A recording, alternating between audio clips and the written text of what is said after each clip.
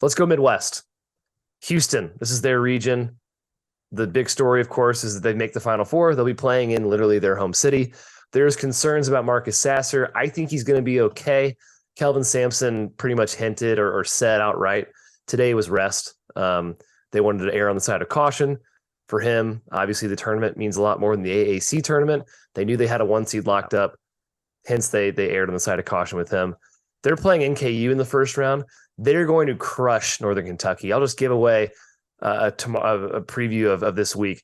They will destroy Northern Kentucky. They will grab 60% of their offensive rebounds. Yeah. Northern Kentucky won't score. It's going to be a bloodbath, in my opinion. Like, you could not have picked a worse matchup for NKU with their zone against Houston. Right. I texted my buddies, like, if you're betting props here, just every, rebound prop for any Houston player, pick a Houston player out of a hat. I mean, especially if Sasser's out, probably more missed shots. That'll be just a, gobble, hungry hippo at the rim type of situation. Yes. Funny, the lines come down to like 19, open 20, which is a big number. NKU's like not a complete patsy. But it's a big number. Horizon's gotten killed in this tournament too last few years. Horizon has been owned in the tournament. Yeah, which again, I don't know how much stock you put in that precedent, but I do think that that's a conference that doesn't play any defense. And they don't see real defense for 3 months because they play against each other. And so it's you walk up against Houston, or I think Tennessee was who took Wright State to the woodshed a few years ago. It's like, oh, okay, this is what real basketball looks like, and so it goes. Yeah. So Houston's the 1 seed. Yeah, Texas. Go ahead. Texas the 2 seed. They were almost a 1 seed. They had 14 Q1 wins, which it's probably the second most of all time behind Kansas this year. Xavier, surprise 3 seed. I think the bracketology boys earlier on this very stream talked about how UConn's metrics across the board are better than Xavier's. So it was a head scratching move by the committee. Of course, Xavier fans will say, hey, Xavier beat UConn twice, so shut up. And I understand. That's probably a pretty good argument there. Regardless, I think they're a little bit overseeded. They have been playing a lot better recently, kind of proving Fremantle not being in the lineup is no big deal. I still am a little skeptical of them going forward, and sneakily, I think Kennesaw State is a really tough matchup. That team is very good. Yeah. They're not going to get a lot of attention. They kind of remind me of the Northwestern State team as the 14 seed that beat Iowa, that got no press and no expectations to beat their opponent in round 1. I think Kennesaw might be able to hang around there. A pillow fight of a matchup, Matthew, in the 8-9 game, I'm calling it, between Iowa and Auburn. Neither of these teams are very good, in my opinion. I think both are actually overseeded. Not scared of either one in the second round. And, of course, Texas A&M is in this region, and they got screwed as a 7 seed, frankly. Absolutely screwed. Should have been a 6, could have been argued as a 5. 2 bad Q4 losses in the non-conference really hurt them. They won 15 games in the SEC regular season and 2 more in the tournament. They're a really good team. But they, Matt, have about the worst matchup possible in Penn State, because we've said several times in the show, what do they never face? Good shooting teams. Yeah. Penn State beats them? I will pick Penn State there, but I sympathize with Buzz Williams. I think he angered the committee after his rant last year. So the committee was like, all right, well, you're good enough. We have to put you in this year. But we're going to, drop you to, whatever seed you deserve. We'll knock you down 2 pegs. I like Penn State in that one. I echo your concerns with Xavier because defensively on the perimeter, they're not super strong, although they have played a little better lately. I think Marquette's defensive improvement has been talked about ad nauseum, and it's real. I think Xavier looks a little better on that end too. In general, just like a Big East theme, I'm going to be in on most of these Big East teams. So the tough matchup, Kennesaw can really shoot. I think Indiana fans saw the best version of Kennesaw, team that's athletic enough to guard. They're not going to completely manhandle that to paint without Fremantle. It's not like they're punishing people at the rim at the rate they were earlier in the year, and they get hot. Yeah, they'll scare you for sure. Indiana, Kent State, Kai, can we talk about Hoosiers and the absolute brutal draw that they were dealt? Yes, I think Kent State's going to beat them, Matt. I'm sorry, buddy. Yeah, it's a loss. I've already bet Kent State, so I'm already in on the flashes. I'm sorry. Hoosiers. Have you? I do think it's a loss.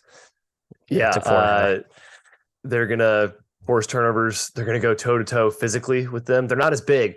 They're not like top-line size guys. Indiana certainly has the height advantage, but physically, Kent State can play with anybody. And they proved that this season. They almost beat freaking Houston and Gonzaga. Is Jim Root here? I am. I'm here. Jim, hello. Hey, Jim, did you already bet Kent State as well? We're discussing how much we bet on Kent State against my Hoosiers. The number's really short, man. I don't Yeah, it like is. the number. That's the problem. But I like the matchup, and I like Kent State in a vacuum. I just don't love the number, but I'll probably end up betting Kent State.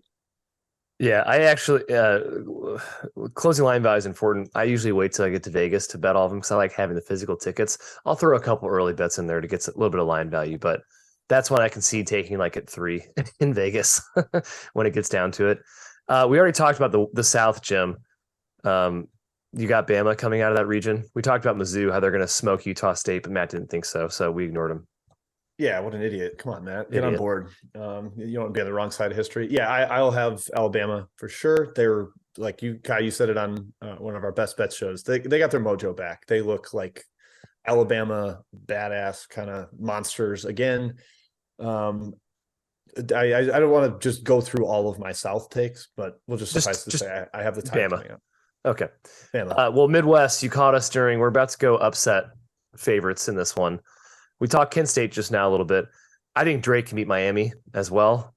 There's actually a pretty good theme here between Drake and Kennesaw State. Both these teams play like all upperclassmen, like exclusively. They're super, super old.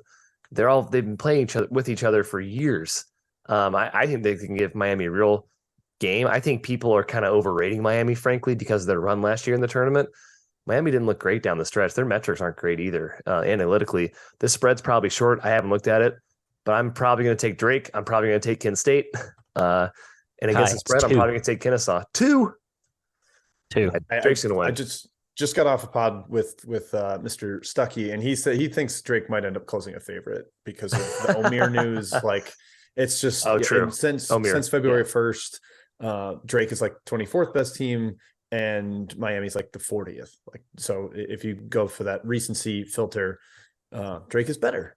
Yeah, the Omier thing, Larinaga was on CBS earlier, and he said he's day to day, and he was kind of lamenting how much they got beat up in the paint when he was out against Duke. So if he's not there, I'm definitely all over Drake there. Love it. Lights back dogs, Drake, anyways. Matt, Drake and Kent State, that little nook. It's just like those are the two mid majors that I think people will latch on to as the really popular pick, but I think they're the right pick. Unlike Charleston, who's a team I love, I think they have like more flaws and matchup issues than the general layman might see. Yes. But Drake and Kent State, like you pick those two to win. I think those are just really solid picks. They're just both really good. I think since the tournament expanded to 68, a play-in team has made the Sweet 16. So we have one of those options here in this region with Mississippi State and Pitt playing Iowa State. Your thoughts on their potential upset special? I don't actually really see it with either of these teams. I don't know, maybe. I'm undecided on this one, I suppose, Jim. Yeah, Pitt's like maybe the higher variance option. Yeah. You're going to get a lot of threes. They play a little faster. Mississippi State has the super stout defense, but I'm still buying in on the narrative that SEC teams are going to have a little bit of a wake-up call against opponents that can actually shoot. Neither of Iowa State, I guess, isn't like a super potent perimeter team. But so I think I would take Mississippi State over Iowa State, but I'm worried Pitt's shooting is going to take out the Bulldogs before they get there. So it's tricky. I think we might have lost Matt left. I think he's having internet issues out in California, Jim, while he sleeps in bunk beds. Must be nice. That'll happen. We're battling. We're grinding, Kai. We are. We're grinding indeed. Players to watch in this region: Marcus Sasser. Hopefully he plays for Houston. I think he will. Like I said, Kelvin Sampson made it think like he would, or made it seem like he would. Marcus Carr and basically anybody for Texas. Timmy Allen is a guy to watch there. If he is in or out, I don't know his status. Sully Boom for Xavier is incredible. Obviously, TJD, the runner-up to Big Ten Player of the Year this season. Isaiah Wong from Miami won ACC Player of the Year. Tucker DeVries, his first-round opponent, won Missouri Valley Player of the Year.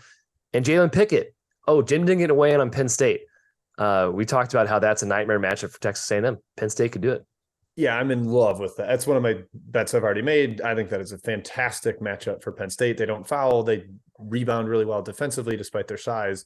That's how you stop A&M. And then the other end, super prolific and super efficient three-point shooting team. My only concern with the matchup, Kai, is Pickett against Dexter Dennis. Like, Dennis is kind of the perfect guy to cover him, that post-up ball. He's a fantastic defender. He's strong. but I still think Penn State will create plenty of shots and stun ATM, Texas A&M, sometimes call them that. Stun them by the fact that they can actually make jumpers. All right, who we got coming out of this region? Matt, Midwest, who you got? Houston. Houston. I got Houston as well. Yeah, no Houston surprises for here. me as well. Yeah, even with no Sasser, I also really like Houston betting in that opening round game. I don't know if you guys discussed it, but Yeah, I think we they did. smashed. They're going to crush them. Yep. They 2 smashed years ago, NKU. they played the Horizon winner, Cleveland State. Dejan Giroux got hurt, played 1 minute. They still won by 31 and grabbed almost half of their misses. They're going to have 20 offensive rebounds in that game.